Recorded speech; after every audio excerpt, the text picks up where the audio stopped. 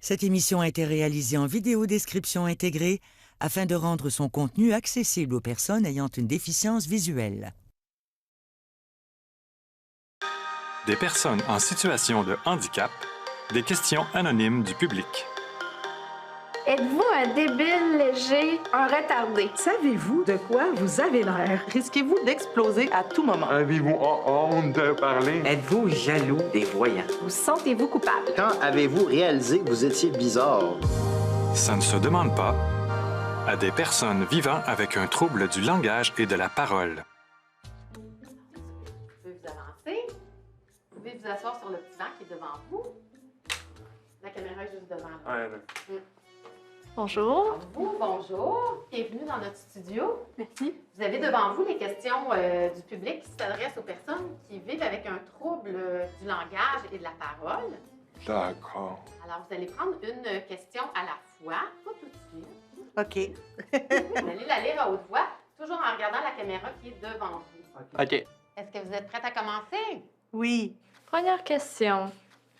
C'est quoi votre problème? Au pelaire. Ben, mon problème, c'est que j'ai la paralysie cérébrale. Puis c'est un peu ça qui cause mon bégaiement. C'est juste que après mes AVC, j'ai la misère à m'exprimer. Moi, j'ai un trouble du langage et des difficultés d'apprentissage scolaire. Et toi? Moi, mon problème, c'est que j'ai également un trouble du langage. Je bégaye depuis que je suis toute petite. Pour parler, il y a plein de choses que ton cerveau fait qui est coordonné. Puis moi, il y a un petit délai. Je dirais plutôt ma difficulté, mon défi. J'ai des difficultés de langage. C'est le trouble développemental du langage. Moi, j'ai la dysphasie, la dyspraxie et l'apraxie sévère. Vers l'âge de 4 ans, j'ai commencé à dire mon premier mot, maman, papa. Puis là, c'est là ça a comme déclenché avec l'orthophoniste. Ouais. Je suivais un éducateur spécialisé avant. Donc, on essaie vite de rattraper mon langage. Avant, je disais pas un mot. Depuis 2017, ben, les personnes comme nous, ben là, on a une nouvelle définition, c'est le trouble développemental du langage. Là. Avant, on appelait ça la dysphasie. Ben, moi, j'ai un ACV. Deux jours, j'ai été endormie.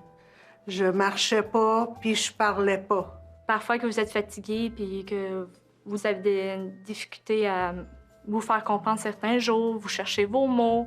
Mais nous, c'est continuel. Fait qu'on fait beaucoup plus d'efforts. Quand j'étais petite, j'avais dit mon premier mot, en fait, ça a été main. Comme j'entendais ma main, je disais main comme ça. Puis j'ai dit 2 ou 3 fois le mot maman, 2 ou 3 fois le mot papa. Puis après ça, ça a été à l'âge de 2 ans et demi, je pense. Puis j'ai pu reparler après. J'étais à l'âge de 4-5 ans. C'est d'ordre neurologique. Ouais. Puis ça fait en sorte que, tu sais, ça touche l'aspect expressif, Ouais. puis l'aspect réceptif, mais aussi le langage, ça touche tous les aspects de la communication. Ouais. Donc, la manière dont je pense, la manière dont je réfléchis, que je communique. C'est comme si quelqu'un avait fait un AVC. Donc, tu perds l'usage du langage quand tu fais un AVC, puis tu réadaptes le langage. Nous, c'est la même chose, mais c'est à la naissance. Mais, puis on vit toute notre vie avec ça. C'est ça. C'est comme si on apprenait une nouvelle langue, comme si on était étrangère à notre propre langue maternelle. Quand j'ai fait mon ACV, je parlais pas tout. Puis avec les intervenants, j'ai réussi à parler un petit peu, puis à marcher. Puis là, je marche tout le temps, puis je ris tout le temps. Ce qui m'a pas aidé aussi, c'est que mes parents, ils bégayaient. Mais ce qui est bizarre, c'est que Maintenant, mon père, il bégaye plus, puis moi, je bégaye encore. Fait que ça, c'est comme pas juste. OK. Vas-y. OK. Avez-vous honte de parler? Non. Non. Non. Non, parce que je serais pas là aujourd'hui en train de vous parler. Oui. Ben, non, plus maintenant. Non, j'ai pas honte de parler parce que j'ai tellement travaillé fort au niveau de ma rééducation, au niveau de mon langage, que ça fait en sorte que je suis fier aujourd'hui du chemin que j'ai accompli. Oui, des fois, j'ai honte. J'aime autant me taire que de parler à des gens que je connais pas. C'est plutôt les gens qui vont nous le faire sentir, parfois. Qu'on dit quelque chose, ça déclenche un rire parce qu'on a la difficulté de trouver le bon mot, ce qu'on veut dire. J'ai pas honte de parler parce que j'ai le droit de m'exprimer, même si j'ai de la misère. Non, je suis une vraie pipelette. Je parle beaucoup. Après, c'est vrai que quand j'étais petite, j'avais vraiment du mal à parler, donc j'avais parfois honte, mais maintenant, pas du tout. Moi, c'est la même chose. Je parle beaucoup et quand j'étais petite, je me rendais même pas compte que j'avais un trouble du langage. J'étais plus en vieillissant que j'ai compris que j'avais un trouble du langage. L'entourage, ça l'aide beaucoup, là, Ouais, à pas être stressé, si on peut dire ça. Ouais, c'est ça. Mais ça s'est très bien passé dès le début, donc... C'est ça. Au tout début de mes AVC, ça me faisait honte.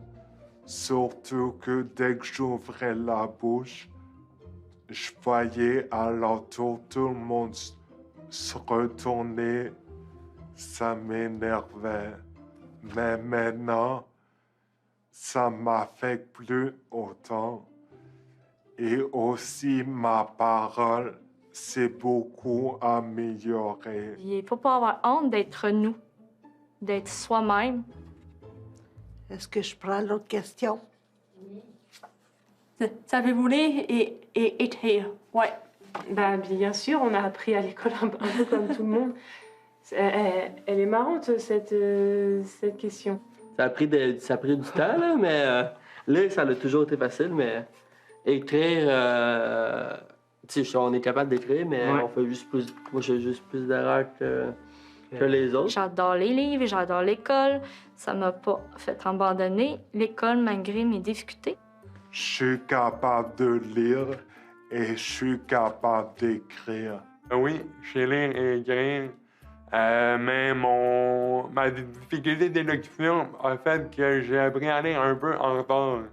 J'ai appris à lire, j'avais 10 ans. Puis après, ça a débloqué tout seul. Maintenant, je les cours quand même. Puis j'écris, mais je suis pas super bon en français. Mais ça, c'est pas à cause de mon bégaiement, c'est parce que je suis pas bon en français. Lire et écrire, c'est dans la vie de tous les jours. Puis moi, je n'ai plus. Je lis plus des livres. Ça m'attriste. Nous, ça l'affecte aussi, l'écriture, parce que c'est une forme de langage. Tu sais, moi, j'ai 28 ans aujourd'hui, alors si je recule, il y a à peu près 6-7 ans, j'étais de niveau à peu près analphabète.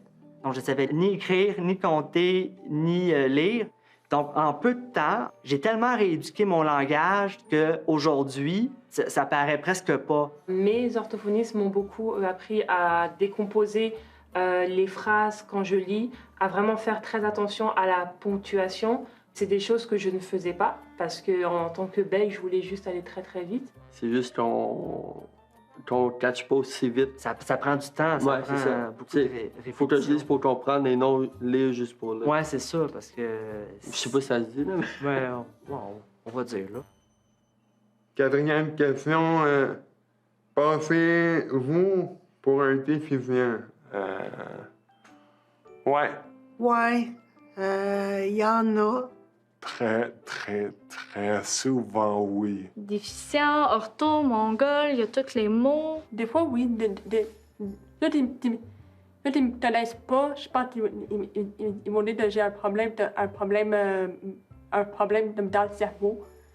Mais ceux qui me connaissent, ils savent que c'est un trouble du langage. Il y a une collègue de travail m'a déjà dit, quand j'ai dit pour mon diagnostic, puis elle m'a dit ah ouais, OK, c'est dans la même famille des personnes déficientes intellectuelles. Font une déficience. Ça me dit que la personne a une méconnaissance, puis on va la sensibiliser à ça. Je pense pas. Mais après, le mot déficient, c'est quelque chose qui est un peu fort. Mais je pense que les gens, ils doivent se dire, ou peut-être qu'elle n'a pas bien appris à parler, ou des choses comme ça. J'aime pas ça, tout simplement. C'est juste plate que me représente pas comme je suis. Quand ça arrive, je me fuse pas. Je fais juste rire à l'intérieur. Puis on jase pendant même pas 2 minutes. La personne comprend tout de suite que c'est pas affecté trop dans mon cerveau. Je passais souvent pour un déficient, mais après, je leur ai remis dans la face en leur démontrant que je l'étais pas, finalement. Fait que là, je passe à la prochaine question. Êtes-vous tanné que les gens finissent vos phrases? Ouais, je suis tanné. Oui. Ben moi, ça dépend. Des fois, ça peut être un avantage. Ah ouais? Quand je comprends pas trop, whatever, puis j'essaie de faire un petit peu de blabla. Ouais, c'est ça. Puis, ah ouais, c'est ça, ça te passe vite. C'est ça. Fait que pour moi, ça l'aide, là, que des fois. Mon conjoint, il finit mes phrases, puis il sait comment je parle, comment je sais, comment... Mais si c'est quelqu'un que je connais peu, il me tape ses nerfs. Je peux avoir l'impression parfois que c'est parce que c'est pas intéressant. On a la phrase en tête, on veut la dire, ça sort pas, et les gens la terminent, et puis ça donne l'impression que comme si la personne, elle pouvait pas attendre. Donc oui, ça c'est vraiment, ça c'est la chose la plus pénible, je pense. La plus horrible qu'il a dit. Oui, je suis tanné, mais en même temps, je comprends aussi. Mais des fois, c'est drôle de voir c'est quoi qui pense ce que je veux dire. Je suis tanné, mais en même temps, je trouve ça drôle. C'est pas juste finir nos phrases, parfois il y en a aussi, il nous fait répéter. L'autre chose que je me suis dit, c'est dépêche-toi à parler plus vite pour qu'ils arrêtent ça. C'est vraiment choquant.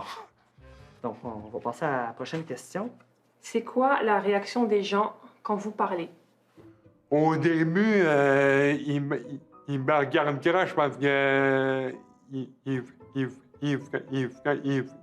se demandent c'est quoi mon problème, mais après, ils voient que je suis aussi intelligent que d'autres, même si je parle un peu comme un gossou. Il y en a qui commencent à nous parler comme des enfants, comme si on était sourds aussi. On me voit, puis on voit pas que j'ai d'handicap. Dès que je parle, c'est surprenant. Il y en a qui font des têtes un peu bizarres, comme mais elle sait pas parler ou ouais, c'est pas voilà. Ils se posent des questions, mais ils vont pas oser me demander mais t'as un problème ou alors que moi ça me dérangerait pas de juste de répondre. Est-ce que c'est la même chose pour toi? Pas mal, oui, mais des fois ils disent articule, on t'en parle pas. Si je parle beaucoup de mots, des phrases déjà préfaites, techniques, sans émotion, pour pas me tromper, ben là c'est comme un dictionnaire, donc c'est plate, puis j'ai déjà une voix monotone en plus, alors ça peut les endormir. Si je dis j'ai un trouble du langage, puis les gens vont dire ah t'as un trouble du langage, puis là par la suite je parle, là ils posent des questions, là c'est sûr que tu sais ils vont comme avoir une réaction des fois comme ils vont être surpris, puis même des gens, ils vont être touchés. Ma grand-mère m'a déjà dit, devant des gens un peu par honte, que j'ai parlé d'une autre langue. Ils me demandent s'ils peuvent parler en anglais. Je parle pas beaucoup. Fait que, ils disent, voulez-vous parler en anglais? Mais je suis pas parler en anglais. J'ai rien à parler en anglais. Je fais rien. Parler tout court. La prochaine, Si vous ne faites pas attention, comment les mots vont sortir? Ben, ça va sortir comme une langue que tu comprendras pas. Bla, bla, bla. On va babiter, répéter, les bloquer sur un mot. Il faut qu'on prenne le temps de voir ce qu'on va dire, puis sinon, ben ça sort tout croche. souvent, les mots, ils sortent pas, en fait. Le début, il sort, mais la fin, tu l'entends pas tout le temps. Mais ça demande l'énergie quand même parce que je me tout le temps remets en question. Je veux pas faire de gaffe. Je vais bégayer, je vais avoir du mal à parler. Moi aussi, C'est pour ça qu'à chaque fois, quand je suis avec des personnes au travail ou d'autres personnes, je prends vraiment le temps de respirer. Je prends une grande inspiration parce que le problème, moi, du bégaiement, c'est que on a plein de choses en tête, on veut les dire, mais sur un temps qui est hyper court. Et en fait, c'est ça qui fait que les mots ne sortent pas. Mes mots, ils vont plus sortir en bégaiement aussi. Au tout début, c'était une des tâches les plus énergivores pour moi parce que je dois me concentrer énormément à bien parler.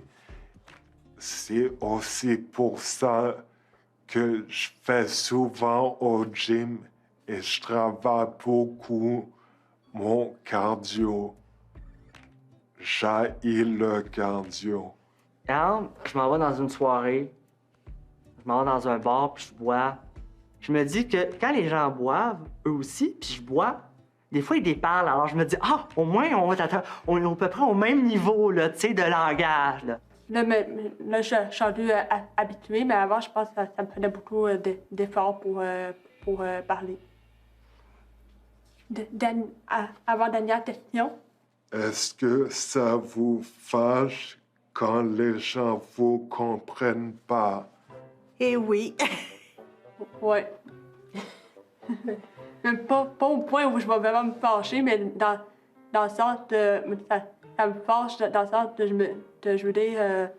mais ils ne comprennent pas d'être je veux dire à tout le monde de langage. Quand j'ai quelque chose à dire, puis que ça sort pas, je viens là. Je viens fâchée, là. Je comprends pas pourquoi ça sort pas. À force de répéter, des fois, je suis comme, OK, laisse faire, ça m'arrive. Mais pas fâchée, mais un peu comme épuisant, un peu. J'ai eu un prof au cégep qui m'avoue qu'il m'a pas compris de la session, puis qui me l'a pas dit. Ça, je trouve ça un peu fort, genre. Parfois, même si je bégayais, j'ai pas l'impression que les mots qui sortent de ma bouche sont incompréhensibles. Et le fait que les gens ne comprennent pas ce que je dis, parfois ça m'agace. Aussi, il y a ceux qui font pas d'efforts pour me comprendre. Puis je le vois dans leur face, ça me fâche. Ça me fâche jamais contre la personne qui a pas compris. je suis toujours frustré par moi-même parce que je me dis, ben, encore une fois, j'ai pas bien dit ce que je voulais dire. Je pense que je suis rendue à la dernière question déjà. Aimeriez-vous parler comme tout le monde? Oui, absolument. Eh oui. Je dirais que non. Peut-être avant, tu sais, il y a quelques années, je dirais que je me disais que oui, j'aimerais ça parler, que j'aurais pas de c'est trouble. plus avant quand on était plus C'est jeune. ça. C'est vraiment plus difficile. Non, moi, je parle comme moi. Là. Je m'aime bien. Donc, mais il y a des fois, oui, j'aimerais parler comme... sans hésitation. C'est ça que je voudrais. Faire passer bien mes messages. J'aurais dit oui si on me l'aurait demandé il y a 50 ans.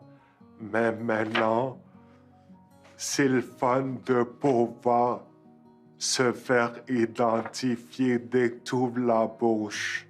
Avec toute la persévérance, la détermination, toutes les aptitudes que j'ai développées avec le temps. On est vraiment rendu habitués. Tu sais, ça fait en sorte que je suis même rendu fier de pouvoir dire qu'on C'est est ça, puis que tout le monde dise, hey, ça paraît pas. C'est ça. Le bégaiement ajoute quelque chose de spécial à qui je suis. Fait que je regrette pas de bégayer.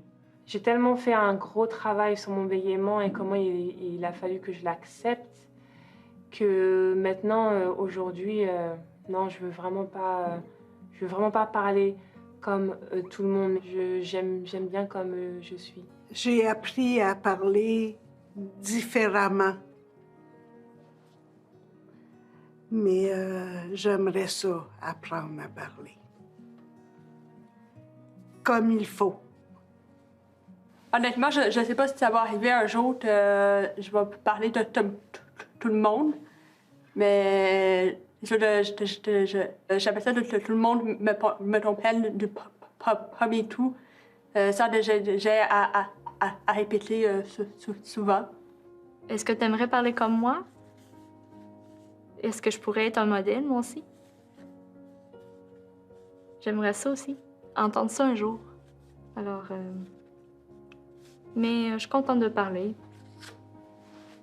Tout simplement. C'est ça, c'est la dernière question. Donc, voilà. Merci. C'est tout. Ça s'est bien passé? Oui, oui. Je m'appelle Isabelle Leclerc. J'habite à Sainte-Marthe-sur-le-Lac. Je m'appelle Josée Grégoire. Je viens de Joliette. Je m'appelle Alexis Tosta et je viens de Laval. Je m'appelle Emma Lécolocher et je viens d'Ottawa. Hey, merci beaucoup. Merci à vous, c'est gentil. Je me présente Charles McKenna et j'habite à Saint-Georges-de-Beauce. Mon nom est François Gosselin et j'habite dans la ville de Saint-Hyacinthe. Je m'appelle Angelo Chegaldi et je viens de Montréal. C'est le fun. Merci. Merci. Mon nom, c'est Sandro François et j'habite Montréal. Merci beaucoup. Ça fait plaisir. Bonne journée. Salut. Merci beaucoup, Isabelle. Merci. Produit par Production Pixcom Inc., membre de l'AQPM pour Accessibilité Média Inc. Consultante en vidéo description intégrée, Émilie Huberdeau. Chef de la production originale, Suzanne Pouliot. Vice-présidente développement de contenu et programmation, Isabella Federici. Réalisatrice, Estelle Bouchard. Directeur de la photographie, Jean-Philippe Pelletier. Recherchiste, Coralie Laval. Monteur, André Roy. Productrice déléguée, Amélie Dionne Martel. Productrice, Isabelle Chevrier.